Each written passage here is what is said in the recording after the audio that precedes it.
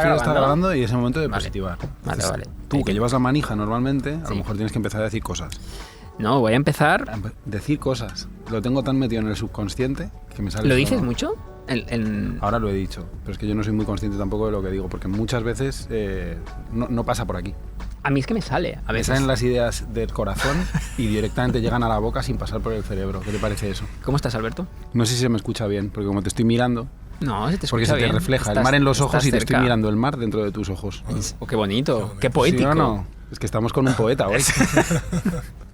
Todo se pega. ¿Qué tal estoy? Estoy muy bien. ¿Sabes por qué? ¿Por qué? Esto los que solo son radioescuchas no lo pueden saber, pero ahora tengo el pelo peinado para atrás. ¿Por qué? Sí, es verdad. Porque salgo del mar. Me acabo de bañar. ¿Y cómo no voy a estar bien yo después de bañarme? ¿Ha sido un baño agradable? Estoy fenomenal. Pues sí. Se me ha puesto la piel plateada, he mirado hacia el cielo y me he sentido pleno. Que es todo lo que yo le pido al mar. ¿Cómo estás tú, Jesús? Pues estoy muy bien. Estoy muy bien por dos motivos. Cuéntanos. Cuéntanos porque somos dos esta vez. Somos tres. Somos tres. Pero nos tienes que contar a dos. Exacto, sí. Y más luego toda la audiencia global, que nos escuchan en todos los países del mundo. ¿Todos los países? Bueno, algunos no nos entienden. Hay un Excel con visitas. Sí. Hay muchos amigos de otros países. Estoy contento en primer lugar porque estamos... De Estados Unidos, ¿qué dices tú? ¿Pero no hablarán inglés ahí? Pues no, el español va abriendo ese camino. Claro que sí, muchísimo. En primer lugar porque estamos en Hotel de Mar Gran Meliá, que es además uno de mis hoteles favoritos y me gusta muchísimo. Este año además estamos de aniversario, cumple 60 años y bueno, es que es súper especial. Donde te has bañado tú, en concreto, para mí es una de las calas de mi vida. Es precioso. Y el que no hace rankings y ahora tiene un ranking de calas. Sí, lo tengo. Si quieres, ¿El otro día escribiste sobre rankings? Vamos a impugnar a Jesús. Dime tu top 5 de calas. Esta sería una de las 5, sin duda. A lo mejor Formentor sería otra. Bueno, lo haremos. Y en segundo lugar, por nuestro invitado. Estoy muy contento. Preséntalo tú, si quieres. Alejandro Simón Partal, un gran poeta y novelista que está de estreno porque acaba de lanzar La Planta Baja, que es el diario de rodaje de Segundo Premio, la película que no es, o sí es, sobre los planetas y que, bueno, es un diario un poco iconoclasta porque no trata exactamente sobre la película, sino que también tiene muchas constantes de su literatura y por eso precisamente nos parece un libro especial.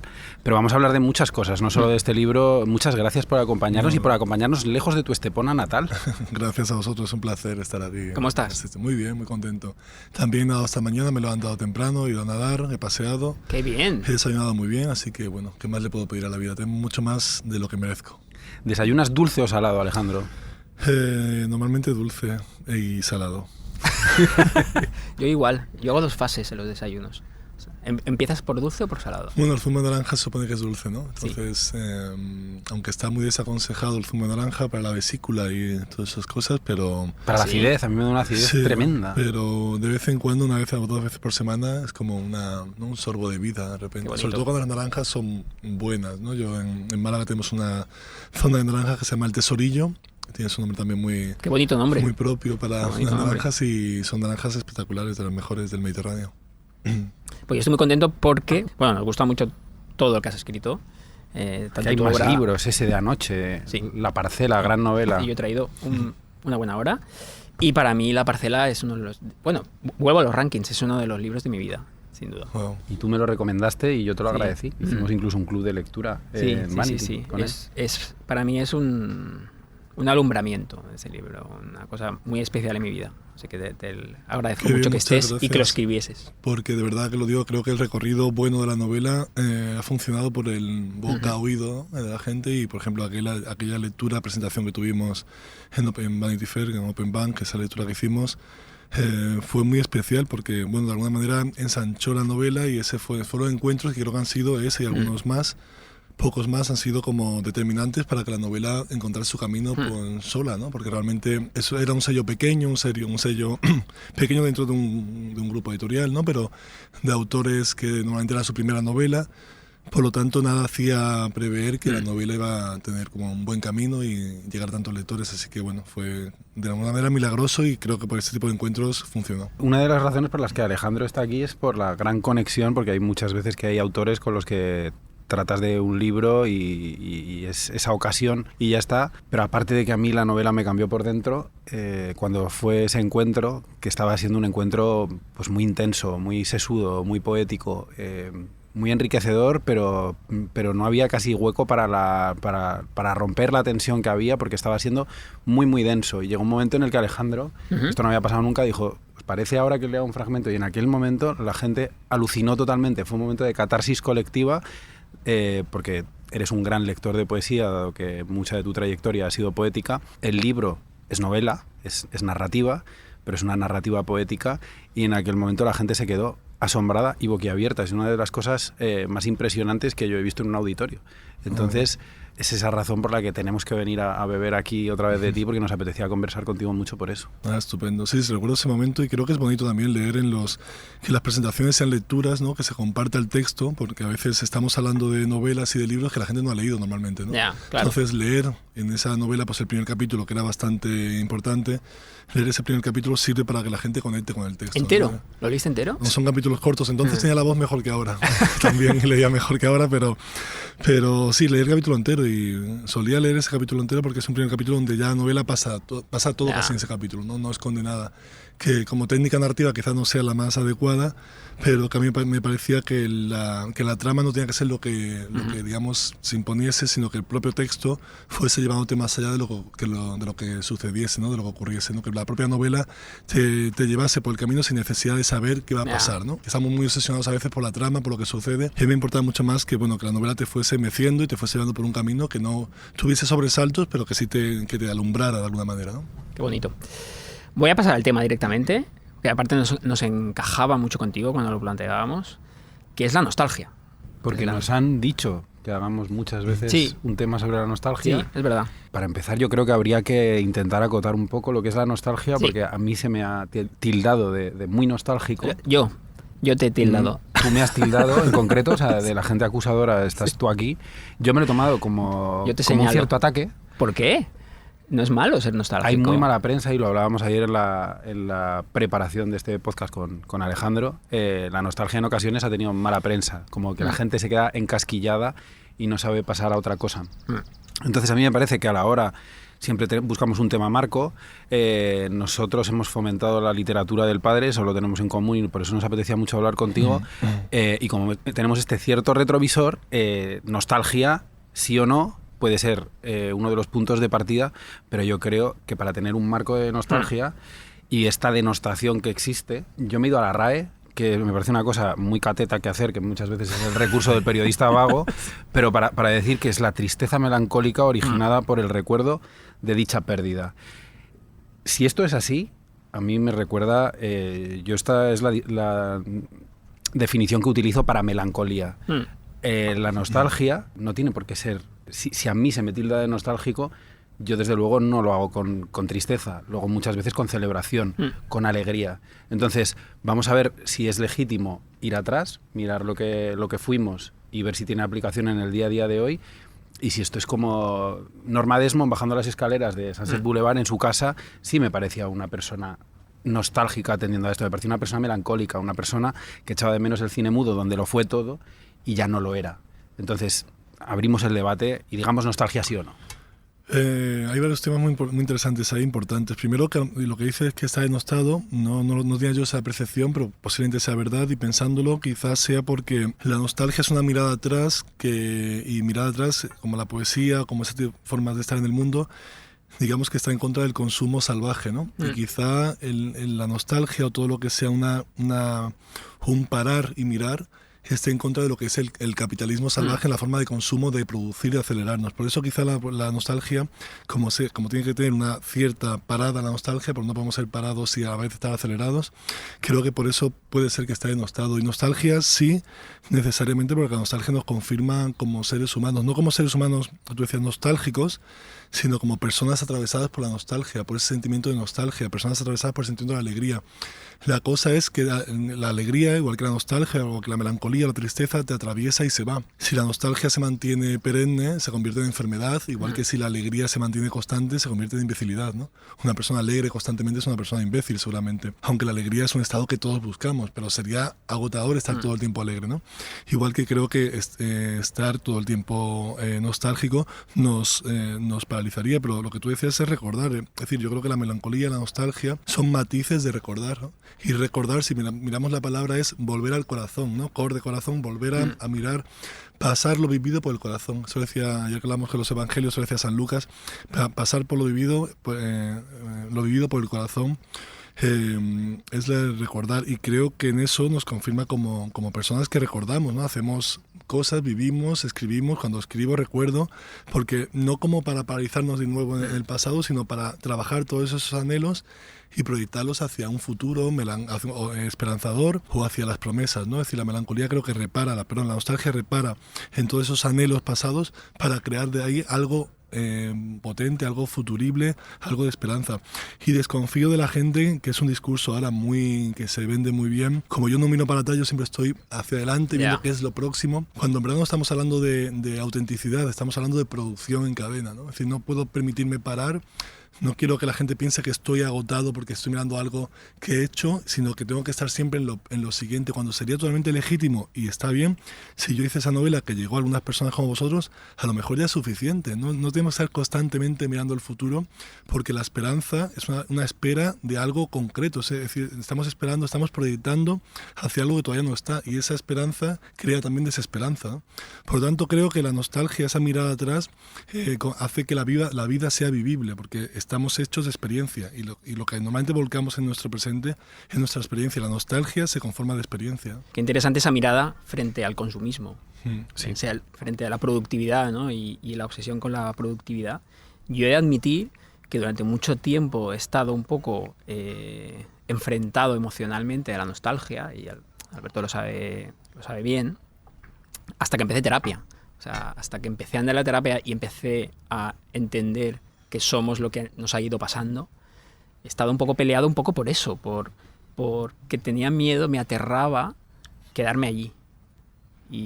O sea, me aterraba que tirar de nostalgia fuese un recurso para no enfrentarme al presente, digamos, y al futuro. Yo creo que era un miedo supongo que lógico, ¿no? Esa preocupación constante de no quiero pasar demasiado tiempo en el pasado,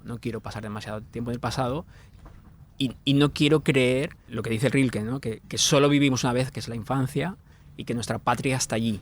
Yo me quiero alzar contra eso, ¿no? Porque la vida sucede constantemente, está sucediendo constantemente. No solo, por supuesto que pasó, lo hablábamos ayer, los que escribimos además, aquí los tres escribimos, todo es pasado, ¿no? Constantemente. En el momento que estás escribiendo, estás haciendo un ejercicio de nostalgia, aunque sea de esta mañana, del desayuno de esta mañana, del zumo de naranja.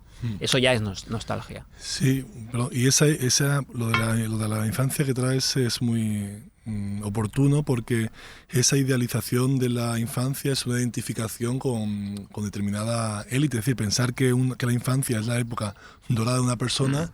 Es decir, si la infancia fuera la patria de todo el mundo, hay gente que tiene una infancia de mierda, ¿no? Claro, entonces, las peores cosas ocurren en la infancia.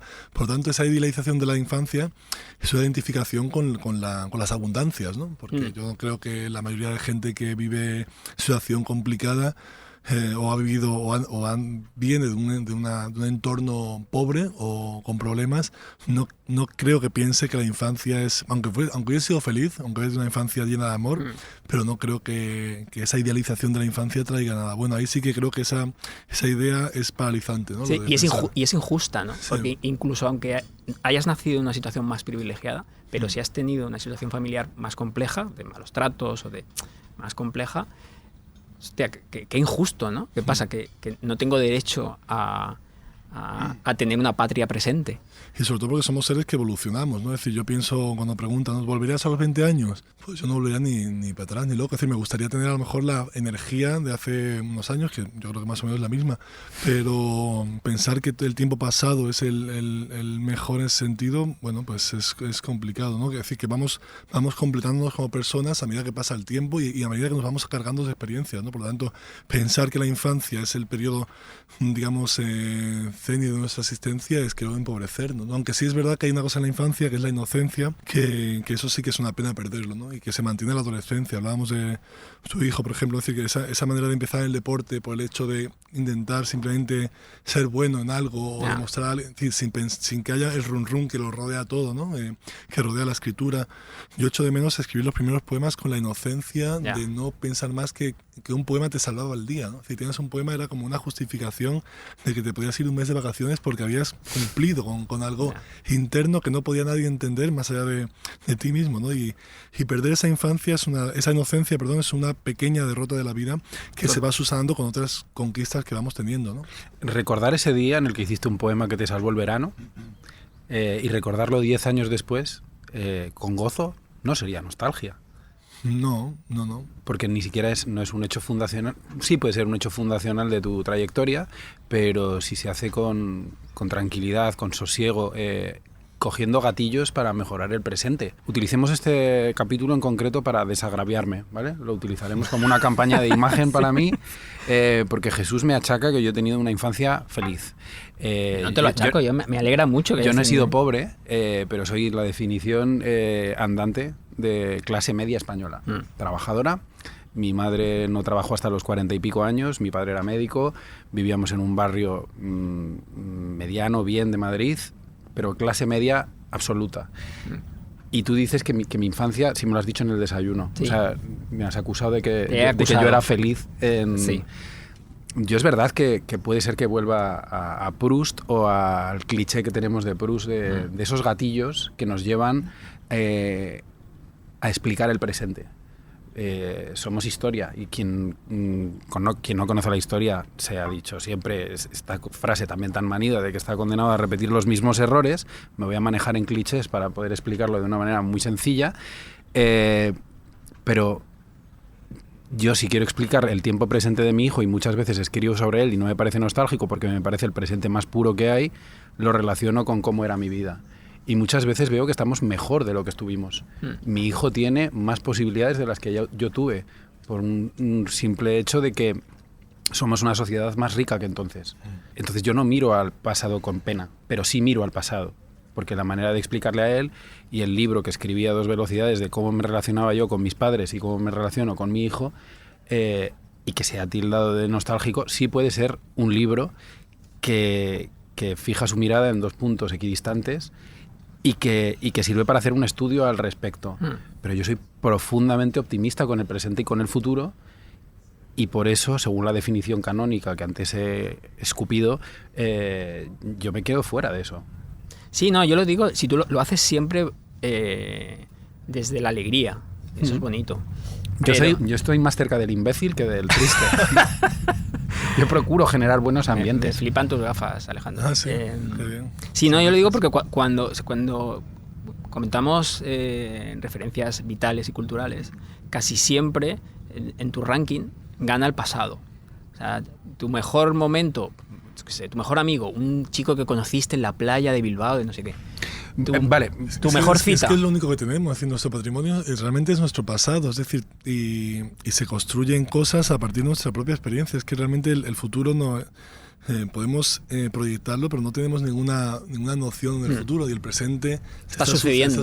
Entonces realmente solo somos pasado volcado hacia, es decir, y eso que lo proyectamos para que algo ocurra, ¿no? Es decir, que tú haces planes para escribir una novela o para poner un restaurante porque antes has cocinado a lo mejor a tu pareja y te gusta mucho cocinar. Es decir, que todo lo que vamos proyectando viene de una mochila anterior, o mochila es una tontería, viene de una experiencia personal que hace que quieras compartirlo. Es decir, lo bueno de la nostalgia o de mirar atrás es que tiene esta expansión mancomunada.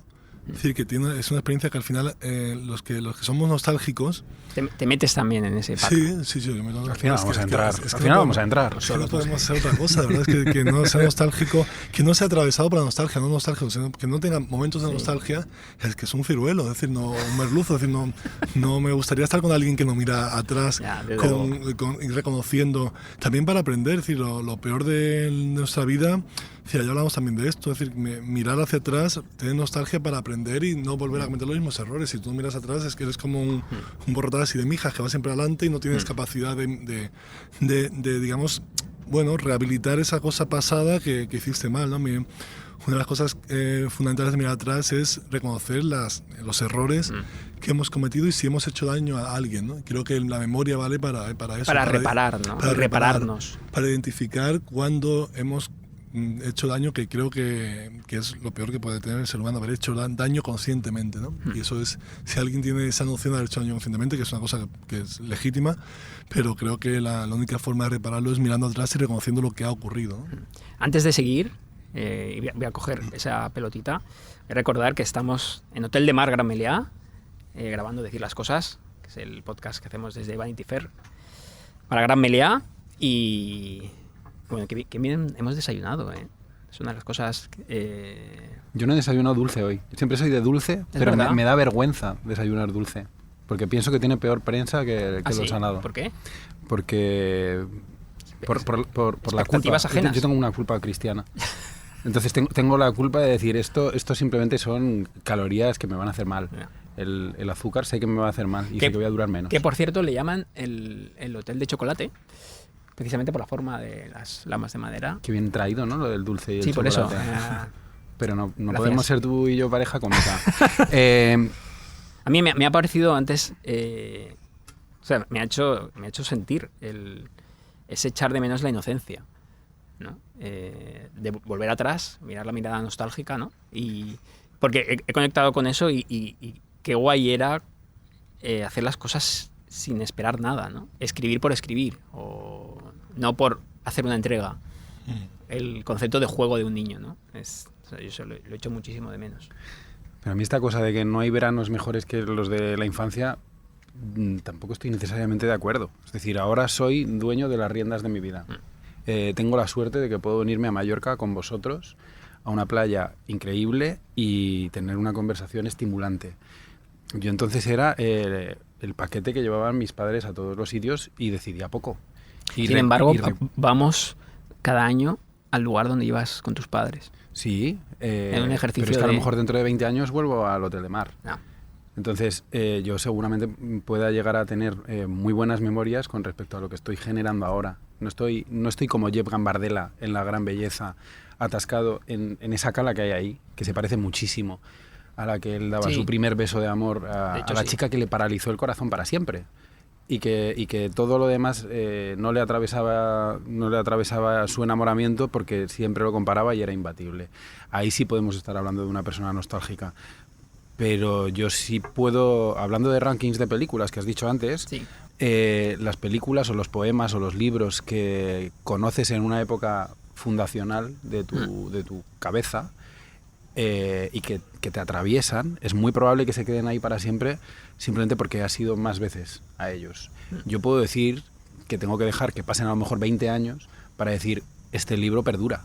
No puedo decir, esto es una obra maestra inmediatamente, porque eso solo lo diría un necio. Y una persona... pero si te atraviesa algo, te atraviesa, ¿no?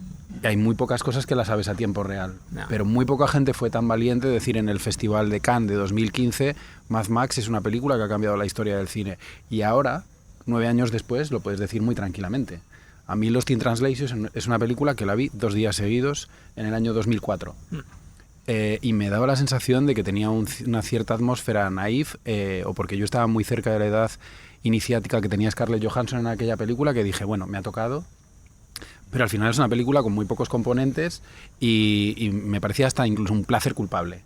Ahora mismo, los rankings críticos más sesudos y más antinostálgicos del gremio periodístico han establecido que sí, que puede ser considerada una de las grandes obras maestras del cine. Tampoco se dijo de Blade Runner en su día, a tiempo real.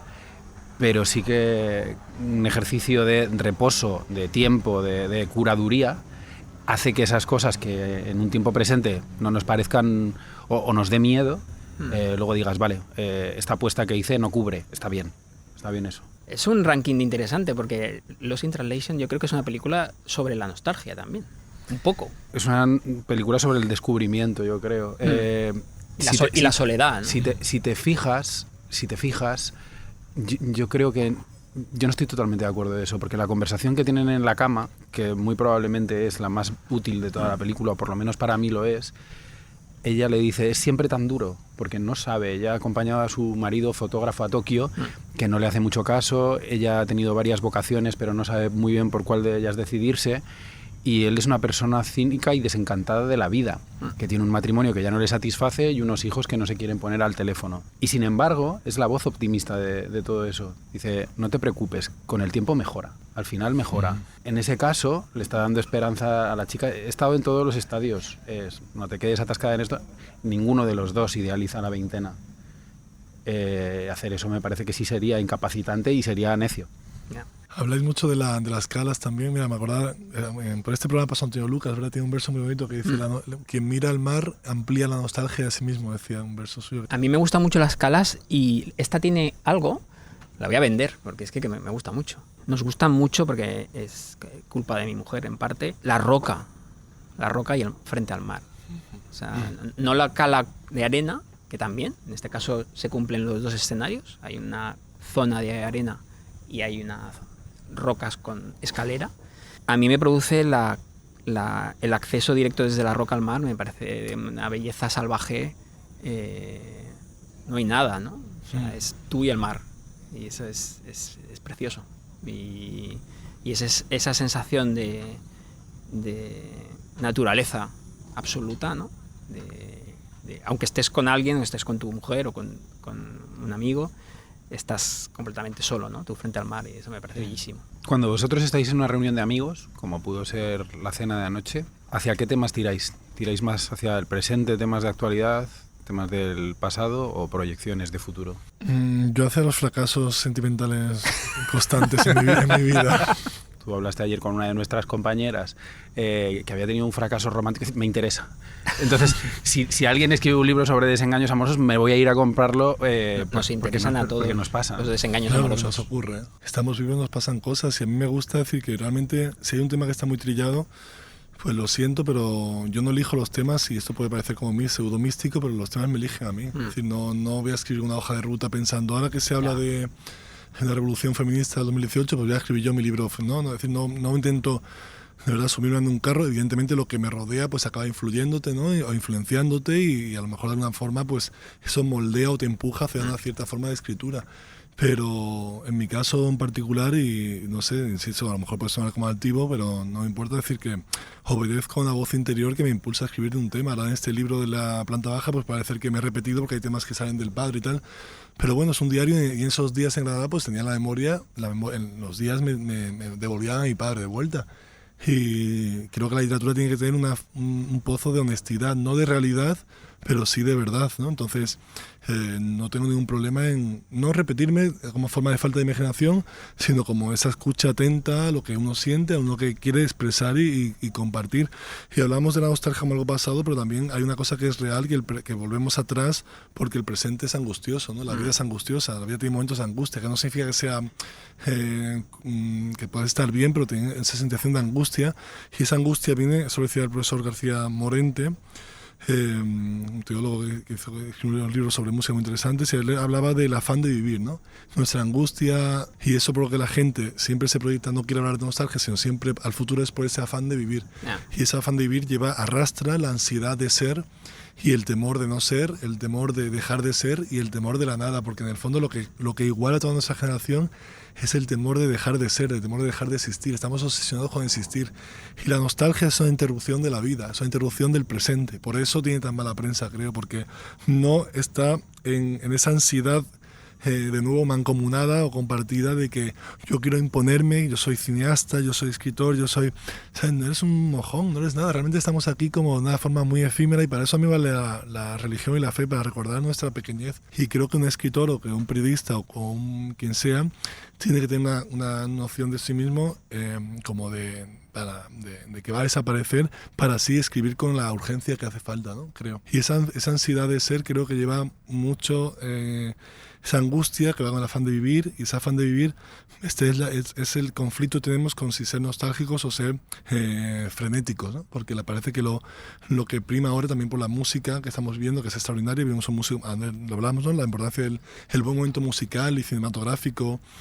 Creo que la literatura incluso es el género que se está quedando más aburrido comparado ¿Sí? con... De alguna manera sí, yo creo que la música es... el cine tampoco lo sé tanto porque no es un género que... En fin, bueno, recurro a él, es un arte, pero creo que la música vive un momento muy estimulante, ¿no? Y la literatura también, pero estaba pensando más en la poesía quizá, que esté como más predecible, ¿no? Y todo esto viene por el frenético, ¿no? De repente, a mí me encanta el trap, pero hay un momento en el que, bueno, la alegría tampoco tiene que ser siempre el activismo de yo chingo mucho, follo mucho, tengo una vida como acelerada, ¿sabes? La celebración, la contundencia, el éxtasis puede ser también el paso atrás y el no imponerte, sino reconocer que eres una verdadera basura o momentánea. Quiero decir con esto, no quiero exagerar, pero es decir, no imponerte todo el tiempo, ¿no? Es decir, tener un discurso alejado del frenesí e instalado en la concepción de lo que te rodea y viendo tu espacio, bueno, cuestionable, ¿no? Por hacer ahí un alegato, que no se trata de estar a favor o en contra, ¿no? Sino de plantear sobre la mesa las diferentes miradas, ¿no? Pero a favor de la nostalgia, es que es cierto que la única manera de entender, ¿no? Es mirando hacia atrás. ¿Quién fuiste, ¿no? ¿Qué te pasó? ¿Qué aprendiste de aquella situación, ¿no? Si no entiendes, terminas siendo un cretino. Estás completamente entregado al presente en el peor sentido, ¿no? En el sentido del cortoplacismo absoluto, ¿no? Si no entiendes por qué te sientes así, por qué te habita la tristeza, por qué te enfadaste con esa persona, si no hay comprensión y perdón, ¿no? El perdón nace de mirar hacia atrás y de perdonarte a ti, perdonar a la otra persona. Y sin esa comprensión no puede haber entendimiento. Y si no hay entendimiento, termina siendo un cretino, yo creo. Es una guía de conducta. Si yo tengo una serie de vivencias y sé que algunas me fueron mal y otras me fueron bien, es muy probable que yo intente repetir la máxima cantidad de momentos gozosos sin que necesariamente eso sea un ejercicio de revisionismo.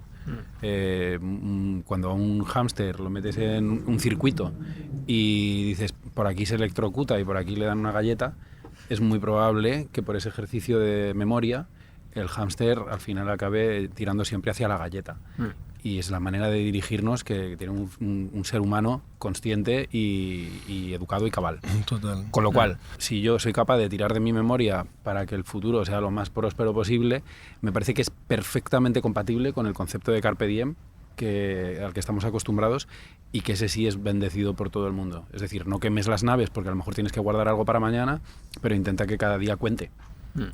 Dicho de una manera lo menos naif posible. Si yo tengo una reunión familiar hoy con amigos, voy a intentar que todos se lleven un buen ambiente, que yo genere pues, bromas, sea simpático.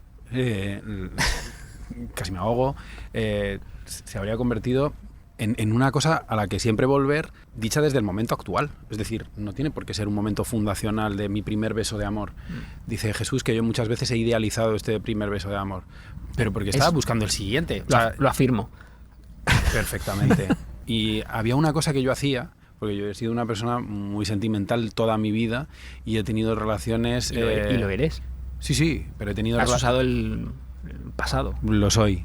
Creo que soy una persona profundamente en contacto con sus emociones, que además no me importa explicarlas. Mi editora dice, que es la tuya también, que soy una persona que se moja muy poco a pesar de que intenta contar muchas cosas, y en ese aspecto a lo mejor me salvo de esta pornografía sentimental que a veces también tiene muy mala prensa, pero sí que yo iba al primer día de la carrera y encontraba un amigo o una amiga en el que se acaba convirtiendo en el mejor amigo que ibas a tener a lo mejor a lo largo de 5 años, y le contaba mi fracaso amoroso último, y eso era una vía de conexión que, por haberle dado esa confianza, por haberle abierto esa compuerta, generaba amistades verdaderamente auténticas. Tú y yo nos conocimos hablando de amores y de desamores, sobre todo, que son los que te curten el carácter. Los desamores casi unen más. Esa vulnerabilidad que tú le demuestras a una persona que de repente tiene un poder sobre escondrijos muy secretos de tu alma y que te podría hacer daño si quisiera, es una de las mayores demostraciones de confianza y de cariño, si queréis. Entonces, yo puedo decir activamente que he sido feliz en lo romántico últimamente, más que en mi veintena o más que en las épocas que históricamente tenía idealizadas. O sea que puedo decir que no estoy estancado entonces, porque siempre pienso de verdad que lo mejor está por venir. Pero fíjate, tú hablabas de las relaciones personales que has tenido, y yo insisto en lo de recordar, ¿no? Y en el concepto de la palabra, que es retirar el velo al corazón, ¿no? Es decir, tú quitas el velo para que el corazón hable, ¿no? Y recuerdas esas historias para, de alguna forma, entenderlas, ¿no? Y de alguna manera, pues ya esa experiencia te hace que en tu siguiente romance o aventura o relación tengas unos mimbres que te hagan verla con más serenidad, y no tanto desde el carpe diem, sino desde la felicidad por vía negativa, que es el beatus ille, ¿no? Que es llegando a la felicidad, evitando males y sufrimientos, ¿no? Lo que vale ese tipo de contrario al carpe diem es evitar no una felicidad eufórica, sino evitando males y sufrimientos. Y realmente todo lo que hacemos es recordar para crear. La creación viene del recordatorio, de la memoria. Amy Winehouse, Lana Del Rey o Ana Mena, sus canciones vienen. Si Ana Mena dice que su ex le recuerda a su ex porque es un capullo galáctico, está recordando para hacer una canción, ¿no? Todo. Y Lana Del Rey, que tuvo que hacer 13 playas para encontrar una vacía en esa canción, ¿no? De To Find One Empty, ¿no? De que canta, o Amy Winehouse, que le dice que si no vuelve con él, ella va a volver al crack, ¿no? Al back to. Todo viene de un recordatorio, toda la creación. Es decir, sin nostalgia no habría, lo que quiero decir es que sin nostalgia no habría creación. No habría libros, no habría literatura, no habría canciones.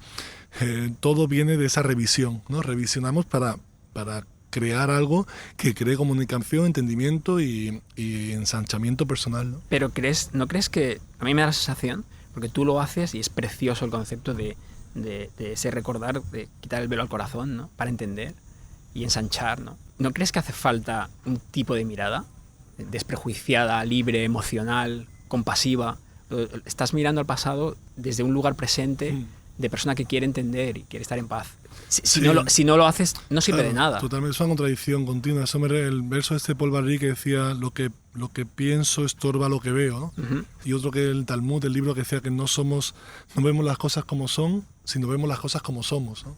Si yo estoy viendo esta cala y no estoy viendo la cala, el agua azul, perdón, me estoy separando mucho del micro, no estoy viendo el agua azul, no estoy viendo el mismo mar que tú, estoy viendo el mar que yo... Sí, estamos proyectando constantemente. Claro, tenemos los ojos llenos de carne, ¿no? Es decir, no podemos tener la mirada vacía de carne. Entonces, todo te lleva a cosas que no tienen nada que ver. Por lo tanto, la vida no tiene sentido de la manera que lo que tú ves cuando ves un vaso de agua no es lo mismo que yo veo cuando un vaso de agua. Es decir, que es una identificación dentro de nuestro propio... Por lo tanto, hay una contradicción total. Es decir, porque a veces estamos tan construidos de pensamiento que estamos bloqueados. Es decir, que por eso la poesía viene de la intuición. Por eso los mejores poetas casi siempre han sido gente que no ha tenido acceso a la formación, no siempre, eso es una idea muy idealizada, pero es verdad que piensas, ¿por qué un profesor, una profesora de instituto, ¿no? Ahora que, no sé si cuando tu hijo llega al colegio lo verá en el instituto, perdón, quizá a ver cómo lo afronta, pero qué mal se enseña la poesía, por ejemplo, en los institutos, y la incapacidad, y eso es una victoria de lo celestial, que un profesor, una profesora puede tener una cátedra en literatura y ser incapaz de escribir 3 versos con cierto sentido.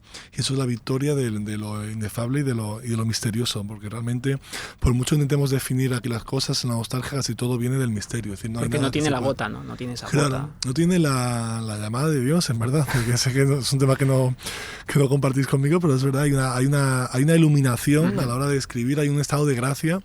Y ese estado de gracia, por mucho conocimiento que tú acumules, no te lo va a dar la que es aplicable, yo creo, a casi cualquier acto creativo, ¿no?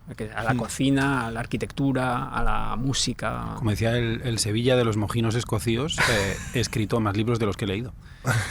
No esperábamos esa referencia. Eso es estupendo, sí, sí. Es que está citando un montón de poetas. Antes- Dices en su nuevo libro que tú eres una colección de citas también, que es increíble cómo a los poetas se os quedan mucho las citas, ¿eh? No, pero no, la cita no es como pedantería, sino como, Asideros. no, como reconocimiento, ¿no? Es decir, como tributo realmente. En fin, no es una, no entiendo la cita como una cosa de acumular como para quedar estupendamente, sino para identificar las personas para no apropiarte de ideas que no son tuyas, ¿no? Es decir, un acto de reconocimiento de esas personas que han trabajado y que han tenido esa iluminación. Yo podría decir lo que yo he dicho de no vemos las cosas como son, sino como somos, es quedar estupendamente, pero claro, es del tal mundo. No es mío, es del libro. Es un ejercicio también nostálgico, ¿no? Volver a alguien. Mm. Antes de seguir, y quiero traer un tema que has comentado esta mañana, vamos a recordar que estamos en decir las cosas. Cada vez que dices, vamos a recordar, me siento como Porque es sobre la un poco nostalgia. violentado. Entonces estamos recordando. No, pero siempre lo dices. ¿Ah, y sí? siempre me da la sensación de que te llenas los pulmones de locutor de 40 principales. ¿Y ahora os vais de vacaciones? ¡Vamos ¿Ahora os vais de vacaciones después de esto? ¿O cómo? Sí, nos vamos de vacaciones. Yo me voy mañana Yo de no, vacaciones. yo no me voy de vacaciones. ¿Qué vamos a recordar, Jesús? Que estamos en decir las cosas. El podcast que hacemos desde Vanity Fair para Gran Meliá. Y, por cierto, luego comeremos. Comeremos. Bon Bon, que es el nuevo pool bar de Hotel de Mar, que es maravilloso, que está decorado con las telas de Alberta Ferretti, que conoces bien. ¿Qué vamos a comer? Que siempre me eliges la comida. Yo no sé nada de gastronomía. Es que Alberto es muy de paellas, entonces yo creo que vamos a repetir esa paella maravillosa que comimos ayer. ¿Te gustó? Me pareció muy rica. Se está bien, muy bien aquí, es cierto. Y fíjate, se da también que yo quería, para mí, tengo como el imán de siempre ir a las ciudades, es decir, estar como sin no me habéis permitido visitar el centro de Mallorca. No, te lo Estoy como prohibimos. Se censuró de una manera muy frontal. Te lo Estoy prohibimos. como- ¿Podemos ir de excursión? No, Alejandro. Como que me falta algo por no ir al casco de la ciudad, es decir, que es como que no haber estado, pero bueno, Cuando- el centro histórico lo hemos transportado de alguna manera Sí, aquí. cuando lo estábamos preparando, Vosotros sois las catedrales. qué bonito. Lo mejor que nos han dicho en 3 temporadas. Bueno, tú eres la catedral aquí, eres el más alto, con diferencia. Eso casi siempre pasa. Más alto que un día sin pan, Alejandro. Tienes Sí, que monetizar eso. Vivimos un presente en el que la cultura, más cinematográfica puede ser, pero no solo, hace un constante revival. Alberto podrá hablar más como director de la revista. Yo supongo que tratan de llegar al corazoncito de la generación de los que nacimos en los 70, 80, porque hay un constante Stranger Things, Star Wars, un poco volver constantemente a los vinilos, aquella época, ¿no? Esos corazones están ya quemados, ya, esos corazones hay que dejarlos ya que se pudran. ¿Por qué? Porque este constante... Para empezar, vivimos un momento de crisis de taquilla a escala mundial por el hecho de que las plataformas de streaming nos ponen muy cómodo el hecho de que podamos ver una película a la vez que cualquier ciudadano del planeta sin pasar siquiera por taquilla. Eso es maravilloso. Sí. Hablando de nostalgia, por ejemplo, se ha estrenado esta misma semana, que será hace unas semanas cuando emitamos el podcast, la 4ª parte de Superdetective en Hollywood. Para mí fue una de las películas en las que yo me sentí adolescente, porque la vi de niño. Era una película no recomendada para menores de 18 años y eso te otorgaba una cierta importancia. Eddie Murphy, que era el hombre más gracioso del planeta en aquel entonces, le metieron una película de acción y aquella feliz combinación hizo un clásico del género que de repente se ha revisado incluso plano por plano. ¿Está guay? A mí me gusta porque me da exactamente lo que me promete. Del mismo modo que la parte 3, que se hizo en los 90, me parece que se queda un poco descolgada con respecto a las 2 primeras. Esta ha querido recordar directamente la primera, la película que se lanzó en el año 84. Un poco como Maverick, ¿no? Porque es 40 años después. Maverick es muy parecida a Top Gun. Maverick es Top Gun del mismo modo que El color del dinero rescataba el buscavidas en los 80, pero básicamente esto es la vuelta de rosca, porque Superdetective en Hollywood 4 no ha pasado por las pantallas, con lo cual la competición es aún más salvaje. Tú te puedes quedar en tu sofá y ver al módico precio de tu suscripción mensual, sin pagar un extra, ni alquilar ni nada, antes que ningún ciudadano del planeta puedes ver esa película. y te atraviesa intergeneracionalmente, porque puedes volver a ver las 3 primeras con tus hijos, si tienes hijos, y además verlas a ti, te interpela directamente a ti de muchas maneras. Además con unos gatillos casi deshonestos. Cuando dices gatillos, pienso en, gatitos pequeñitos. No, son las magdalenas de Proust que decíamos antes, que hacen que tu memoria se vaya directamente a una cosa que te desencadena a la siguiente y se genera toda una cadena de recuerdos. Entonces, Star Wars, también con homenajes a la primera entrega, cuando JJ Abrams la cogió a principios de la década pasada, estaba intentando interpelar a esa generación de jóvenes de los años 80 que querían más dosis de esa droga que les gustaba, que les parecía interesante, y además traspasarla con un lenguaje actual, pero con constantes del pasado, a las nuevas generaciones. ¿Por qué es esto? ¿Por qué lo llevan al cine? ¿Por qué lo llevan a la gran pantalla? Porque ahora mismo puede ser que el cine no se recupere. Tom Cruise intentó reflotarlo, Christopher Nolan lo intenta constantemente, pero es muy probable que el cine, tal y como lo concebíamos, no habéis dejado de ver que las salas han desaparecido de vuestro entorno. En Madrid cada vez hay menos. Ahora mismo los multicines los estrenan para cenas los utilizan para cenas de empresa, porque hay que darle una utilidad a esos entornos. Qué tristeza, ¿eh? Entonces, hay una parte en la que sabemos que es un valor seguro, y siendo un valor seguro podemos dilatar esa pequeña muerte a la que el cine se está yendo, ¿no? Ya. Sí, es así. Yo la verdad es que no idealizo un poco la experiencia de la sala de cine, la tengo cada vez menos necesitada, porque creo que van a quedar siempre salas de cine a las que la gente va a acudir, ¿no? Es decir, que si vas al Cine Doré en Madrid, pues hay un público... Pero eso no es industria. Claro, el problema es la industria. El problema es que el otro día estuve viendo precisamente porque en Marbella pues el cine es el que es, y bueno, un amigo quería ver la película esta pésima sobre Amy Winehouse. Me pareció mala, la verdad. ¿Es un documental? Es una ficción. No, es ficción. Ya se hizo el documental y ahora se ha hecho la ficción, Back to Black. No me gustó. Pero había un señor a mi lado, comiendo con su mujer, comiéndose con las piernas encima del asiento de enfrente y comiéndose un perrito caliente. Es decir, se ha convertido también el cine, que es una cosa norteamericana, ¿no? de hacer la experiencia completa, es decir, cenas, con tu palomita. Y me pareció tan desagradable estar en esa situación que, mira, realmente no tengo necesidad ya de esta experiencia comunitaria de ver una película en una sala de cine. Y creo que también... eso ha ido en detrimento por una cartelera donde todo ha sido producción sin dejar huella, ¿no? No creo que tenga tanto que ver con las plataformas, que por supuesto que sí, ni con la aceleración de la vida que no permite ver cine de parar de 3 horas en una película, sino tiene que ver con que se han hecho películas muy, muy malas y que te las veías y a las 3 horas te habías olvidado de ellas, ¿no? Son películas que te pasan por la cabeza y ya no recuerdas. Y creo que el problema viene por la huella. Es decir, el tema es que no dejar huella. Y por eso creo que las salas han empezado a vaciar, porque no dejan huella las películas. Creo que es un problema sistémico, porque hay un exceso de producción. En literatura pasa igual. O sea, se edita muchísimo. Cada libro se edita. O sea, cada día sí, pero en literatura no tienes por qué leerte el libro de una sala. Si tú escoges, y yo creo que cuanto más libros se publiquen, mejor va a ser, para más oportunidad de encontrarnos, de diálogo, de entendimiento, de comunicación, de desencuentro. Pero el espacio de la sala requiere un público, igual que los conciertos. ¿Por qué la gente no ha dejado de ir a conciertos? Porque cuando los conciertos son una programación de conciertos buenos, la gente ocurre. El problema del cine, creo, que es que lo monetario, el cine como industria, ha devorado todo, ¿no? Es decir que... precisamente ayer escuchaba un podcast en el que hablaban de que el Bernabéu antes le costaba llenarlo a Paul McCartney y ahora lo puede llenar 4 veces.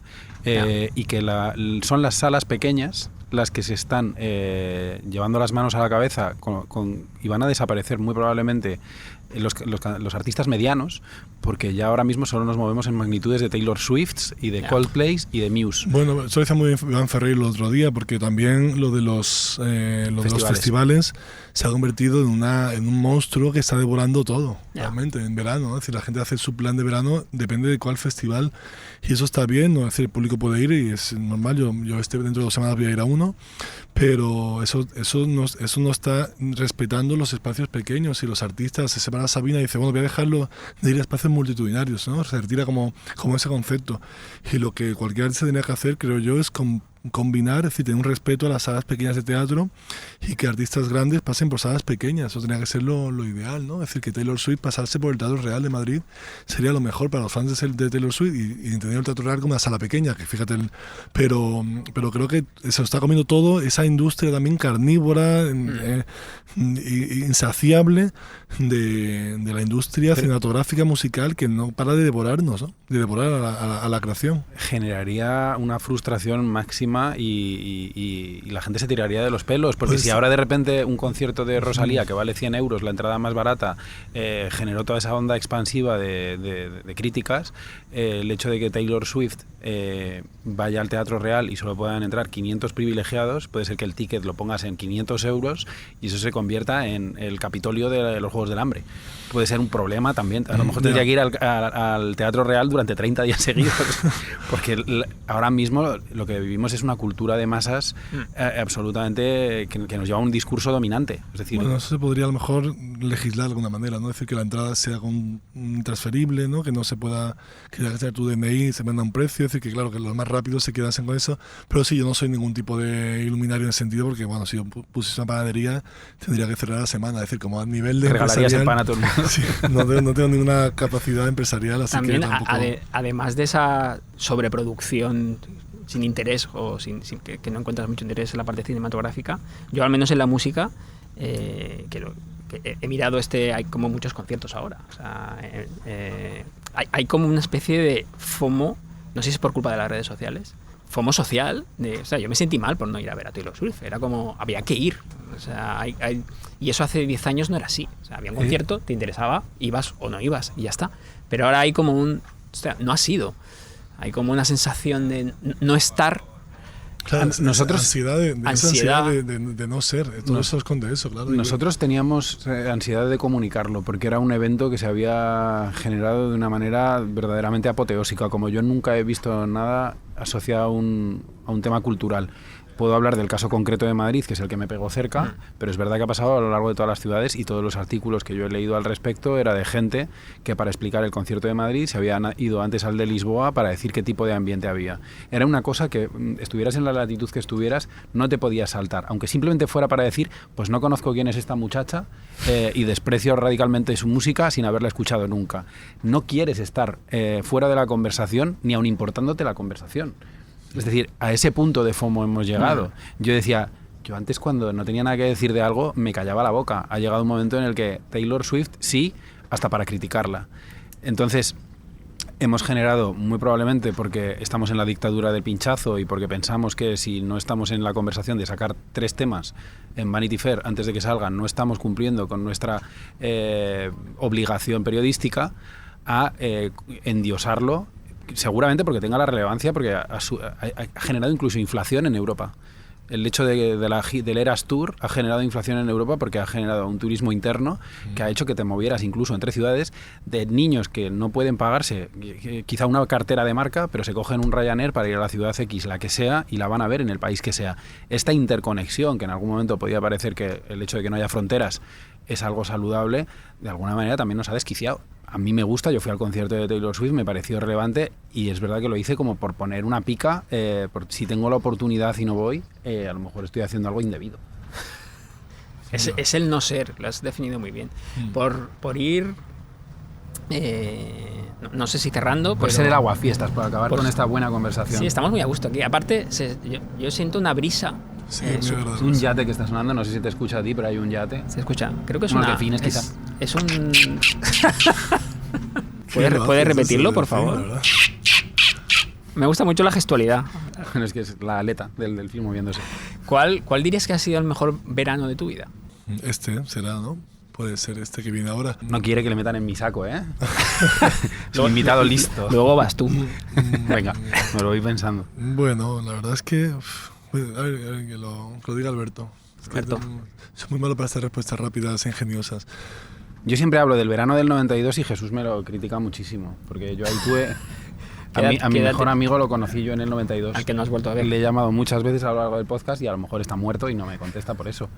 Pero es que lo recuerdo siempre sin pena. Eres un nostálgico de cojones. Yo pasé mi mejor día de playa con un amiguito que se llamaba Aitor, al que solo vi ese día en mi vida. Esto es de lo que hablo cuando le llamo nostálgico, pesado. No. Fue un gran día de playa y lo digo sin ninguna pena. Lo digo con esta sonrisa de 1000 niños pequeños. Aitor y yo nos estuvimos pasando la pelota en la playa durante toda la mañana. Pero ¿no os crees que no hay un verano completo sino momentos de verano, ¿no? Sí, es decir, claro. Yo creo que el verano tiene también, es decir, que es como decir qué año fue el mejor año de tu vida, pues recordarás el momento puntual de ese año que fue para ti importante o trascendental, pero realmente no hay un verano entero quizá que... Pero los veranos que recuerdas son los que al final has compartido con... Yo lo que no me gusta es aprovechar el verano. La gente dice, este verano voy a intentar leer mucho. Es decir, yo en el verano no intento leer casi nada. Pero, es decir, que lo que intento es... Para mí el triunfo del verano sería pues eso, ¿no? Estar moreno, haber salido mucho, haber ir a muchos chiringuitos, pasear, estar con gente que quiero y no tanto aislarme, ¿no? A veces tenemos esa obsesión como que el verano es el tiempo de producción también y eso lo he desaprendido. Antes de adolescente estábamos más obsesionados con el verano como tiempo de... tal, y ahora pues el verano siempre lo tengo la expectativa de que sea un verano gozoso. ¿El tuyo? ¿Cómo es tu verano mejor?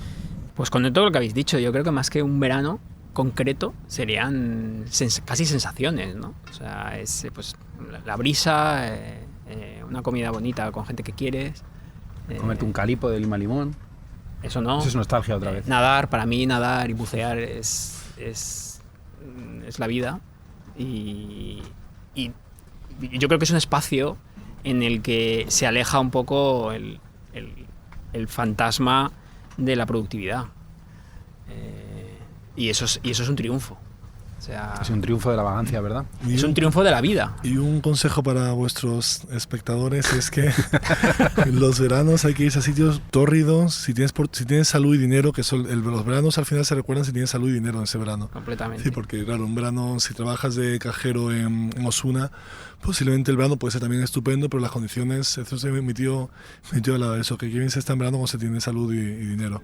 Y si tienes posibilidad de irte a Marrakech, por ejemplo, a una ciudad muy tórrida, y estar en un sitio como a la sombra y ver que esta tarde perezosa que avanza lentamente y que no acaba nunca y que tú estás tirado, te levantas, te bañas, paseas, pero sitios muy desagradables aparentemente son al final los que hacen que el verano pegue un chispazo. Es decir, si te vas a Marrakech, que es un sitio muy poco recomendable para ir en agosto, y te tiras en un Riad 15 días, si tienes la posibilidad, insisto, y el tiempo, esas tardes ahí como que te lamen la nuca y no acaba nunca son... Para mí, recordando grandes veranos, estuve hace 3 años en Marrakech en agosto con 49 grados y que me lo pasé. Se amortiza mucho porque es como el doble de largo. Claro, la vida es... Entonces te pides 12 días que son como 24. Claro, llegas como... Y en sitios así como, ¿no? Como que no sean del todo cómodos en ese sentido, ¿no? Y me parece que eso es o irse a Sevilla en agosto, también es un buen consejo, de verdad. ¿Cómo se nota que fuiste cofrade? Yo fíjate, una de las cosas, uno de los momentos que para mí elevan el verano, y todos, es lo que Joan Didion decía, las noches azules, ¿no? Que es ese capvespre, dicen en Valencia, en Cataluña. Ese atardecer larguísimo, ¿no? Sobre las 8:30, 9, ese paseo por una playa que no haya mucha gente, es precioso y larguísimo, como un atardecer como se hace lento. Hoy paseando por la cala, aquí al lado, pensaba, yo nunca he tenido buen sexo, hablando de pornografía, y para ir cerrando, nunca he tenido buen sexo en la playa. No. Ángel González decía este programa de Ángel González que decía sitios recomendados para el amor, ¿no? Que el invierno no era un sitio para hacer el amor y tal. Y la playa, fíjate, pensaba, digo, realmente no he tenido nunca prácticamente sexo, digamos en la orilla, ¿no? Es decir, sí he tenido en otros espacios de la playa. Pero no en la época adolescente, ¿no? Cuando te descubres sexualmente, estás en la playa, te revuelcas ahí.